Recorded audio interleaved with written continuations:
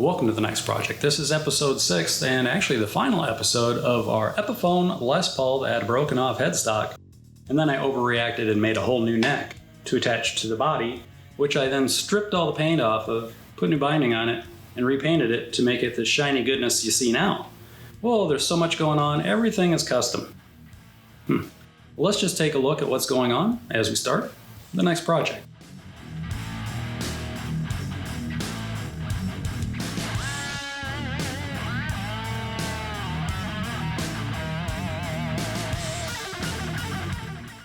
We have got some of the debris cleaned out of the cavities, the buffing compound and fuzz and stuff. Want to make it look nice, right? Then I went ahead and installed the spoke wheel adjustment knob on the end of the truss rod. Remember, the truss rod adjustment is right in front of the neck pickup. Now, put a little bit of nail polish on the threads of the screw and threaded that in and used a short Phillips bit and a 1/4 inch end wrench to tighten everything up and make it nice and snug there. I then put a notch straight edge on the neck and adjusted the truss rod to get it nice and flat. Grabbed the beam with 220 grit paper on it and started gently leveling until I was just starting to notice the other frets being touched. Flipped the beam over. I have 320 grit on the other side of the beam and kind of finessed and eased the sanding, the leveling scratches in the top of the frets. Also added a little bit of fall away to the upper register frets here. And I'm going to make another modification to the bushings that press into the body. And we'll take a look at that next as we continue the next project.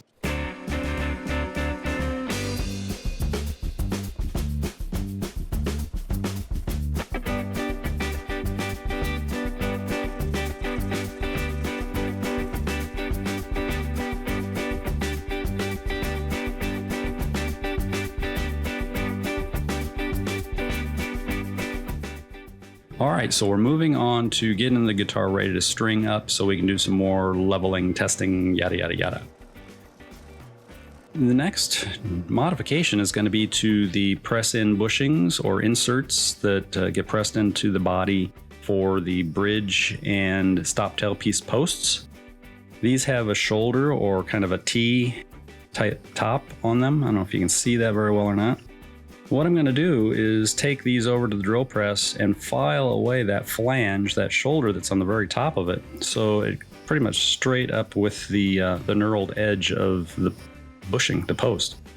It's not a post, it's a bushing insert. So when I push these in, it will be flush with the top of the body instead of having this kind of pseudo washer look that is sitting on top of the body because it presses into the body there. So I'll post a photo of what we're doing here to make it more clear. So we're going to go over to the drill press, chuck this in, hopefully it'll fit in my drill press, and then hit it with a file as it's spinning to file away that shoulder or that flange or that T-shaped thing. And then press these into the body and put tuners on it, string it up, get it under string tension, and then do some more leveling. Or you could just press these in, string it up, play it, and enjoy life and not mess around with all this wasted time stuff. Modifications. I like learning stuff or creating problems. There we go. Well, let's continue the next project.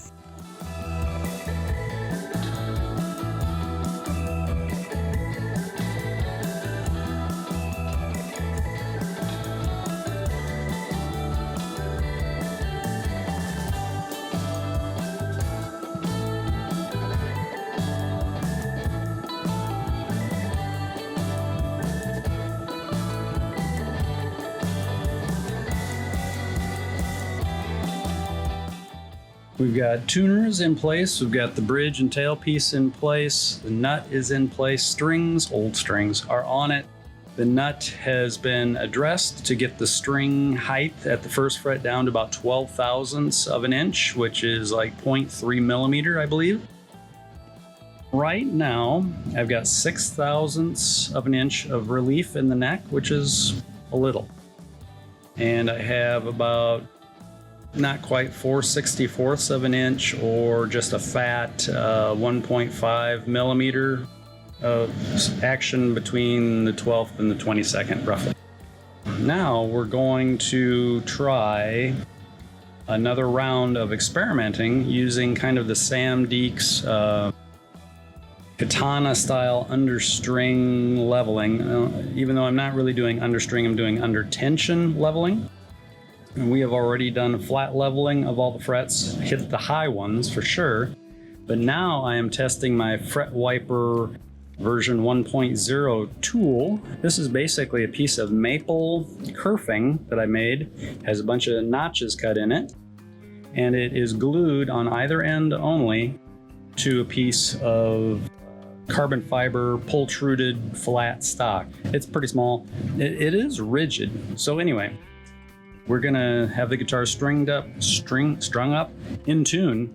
Get this underneath the strings, prop them out of the way in a couple spots, put some 320 grit sandpaper on this, and we'll work this back and forth and look for any high frets this neck may have while it's under string tension. If you don't know what I'm talking about, which would be understandable considering I'm babbling, I did a video recently. Please check my video list. It's under tension leveling, I believe I called it. This is all evolving out of that. And we're gonna see if we can improve the fret height of the neck while it's under tension, under string tension, to make sure we get rid of any high, little microscopically high frets all the way along. So, blah, blah, blah. Let's get back to it as we continue the next project. This is my first test run of this homemade tool, and probably not the best guitar to test it on, as the frets on this guitar have already been leveled and are in really great shape, other than, having a flat crown at the moment. I did chromatic runs and a bunch of bends on it and really was not finding any issues, so this tool really won't do a great job on this neck. However, it did let me check the concept, and it was hitting the frets where you'd expect it to, so that's good. And I already have an idea for version 2 of this tool.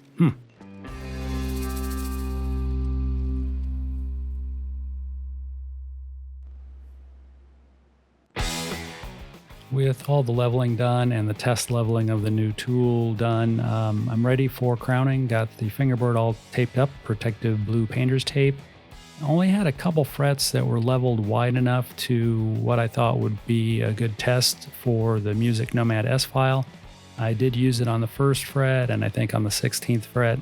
And honestly, crown of these frets was still so narrow that the Music Nomad S file wasn't doing much for me. I had to cheat the file, roll it side to side quite a bit to get a narrower crown. So I defaulted back to using a Fret Guru Diamond Dagger 2 in this case. I didn't even break out my StewMac Z file, just used the Fret Guru Diamond Dagger all the way through. And I also have the Fret Guru Fret End file. I've been using this for a lot of years. And so far it's holding up really well on stainless frets. Can you do 100 necks with this tool? I don't know. Everything's going to wear out, so we have to keep that in mind. But I've got all my crowns down really narrow, almost disappearing in some places.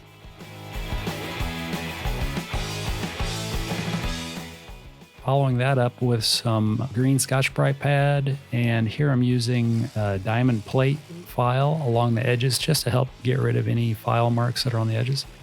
Also have some of these, what do they call them again? They're little microfiber abrasive pads. And pretty much going right to the Mother's Mag polish, which is just a metal polish, and a Dremel tool with a wool pad buff wheel on it, and make them nice and shiny. Looking good. Yeah.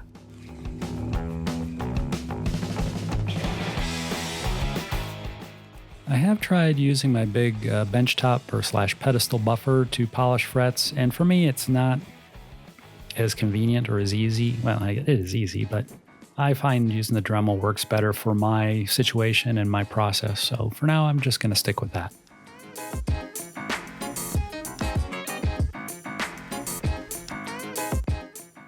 It's all in the details, and we have to pay a lot of attention to the details, and there are so many details to do. Here I'm cleaning up the round over the eased edge of the fingerboard, scraping back where the clear coat was taped off right up against the fingerboard, so got that nice.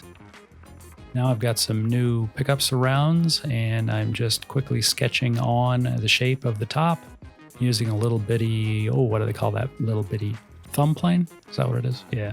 I use that a little bit, use a razor blade, and now I've protected the top of the guitar, taped on some 180 grit paper, I think, and sanded in the curve.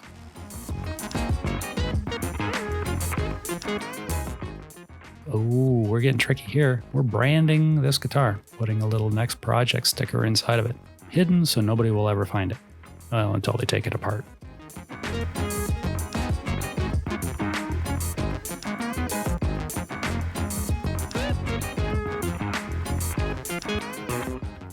Starting to reintroduce all the bits and pieces that make this a real guitar. We've got the three-way switch in, the neck and bridge pickups are in, and now I'm looking at it going, I don't remember how all the wiring goes together. Good thing I took a picture of it when I took this thing apart, and I did number it, so that makes it a little bit easier. Putting the parts in, it all went pretty well. One thing I did notice here in just a moment is that it has a metric output jack. The threads on the output jack are metric.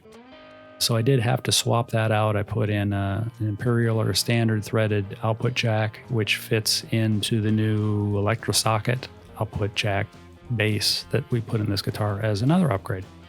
Here we are desoldering the Epiphone factory output jack and putting in a new Switchcraft output jack. So there we have it, and adding some screws to make it all nice and tight. I do need to get back inside this cover and clean the numbering off of a couple more of the pots, but I started putting it together and I was like, why am I putting chrome screws back in on a black back? So I swapped those out for some black screws on the back. Now going down the line with some Howard's Feed and Wax, giving the neck some condition, bringing out a little bit better dark luster of it, and we're going to start stringing it up.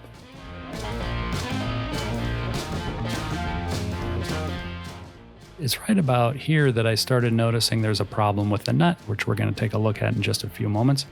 But, I couldn't stop myself. I had to move ahead, ignore the problem. And I just want to get it strung up and play it just a little bit. But, yeah, there's always more to do. But it's starting to look like a guitar, and I'm really appreciating that, getting it tuned up. And there's so much noise in the room. I've got a big fan in the doorway blowing air on me, keeps the mosquitoes off and keeps it to about 100 degrees inside.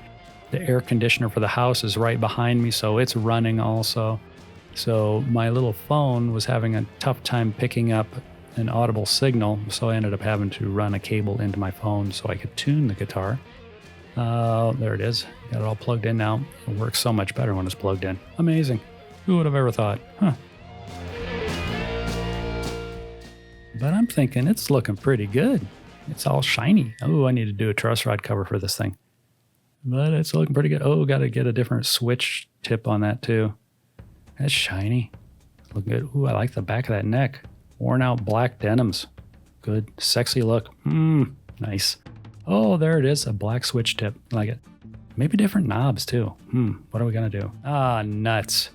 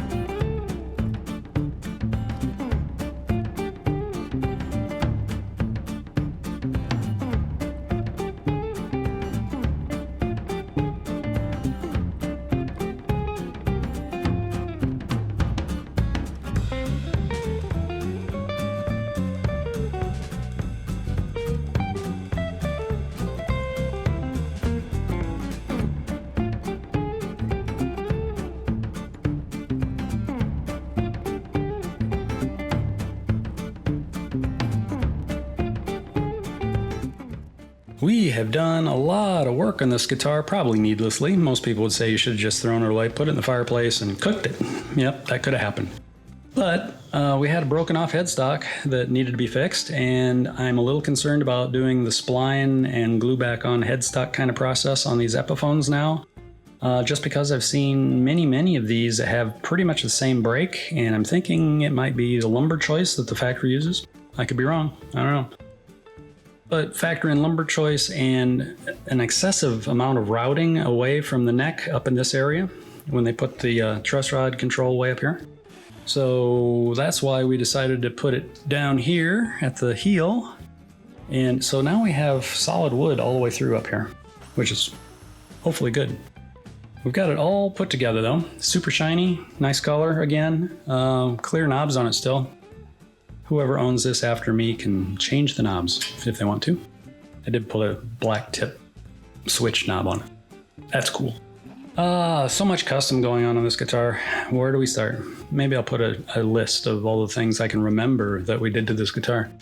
Even put a bone nut in it just today because the factory nut, I thought I'd be able to reuse it, but as we've talked about in the video, or hopefully we'll look at it in the video, once I changed the depth of the string slots in the nut, the strings just seem to keep cutting their way through the nut. So it's almost like the factory plastic nut had a hard outer coating and a softer inner casting kind of plastic. Don't know. I could be wrong. Maybe I'll cut it in half to see if I'm full of malarkey. Yeah. Anyway, I want to thank you for hanging out with me through this whole, how many years did it take us project? Long time. But it was worth it. It's looking good. It's going to be a great guitar for somebody someday as soon as I get around to parting with it. I don't know when that'll be. Thank you for riding along though. I greatly appreciate it. Please, if you haven't done so already, subscribe to the channel. Hit the thumbs up button. That lets YouTube know that you like content like this. Even if you don't like content like this, hit the thumbs up button. That helps me out and it helps YouTube out know that people like crazy projects for no apparent reason. Ring the bell for future notifications. And if you haven't done so, leave some comments. I'd love to hear from you. I love hearing from everybody all around the world. We've got a growing family of friends. I think we're getting close to 10,000. We're like 9,600 now, which is amazing. Who would want to watch me do this stuff? Well, apparently you do. So thank you very much. I'm glad to have you along. Anyway, until next time, take care of yourself and those around you. Bye.